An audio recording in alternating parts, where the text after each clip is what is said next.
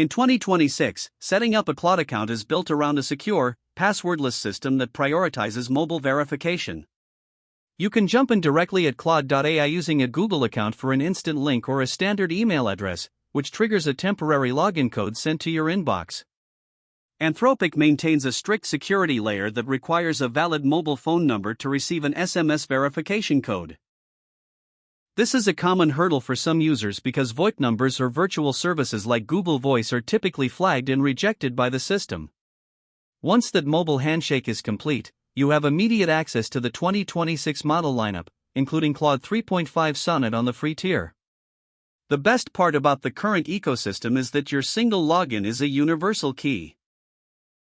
Whether you are using the browser, the macOS/Windows desktop app, or the iOS/Android mobile app, your artifacts, project knowledge bases, and chat history sync across every device in real time. Just ensure you are in a supported region or your VPN isn't masking your location to an unsupported area, as this can occasionally stall the initial authentication.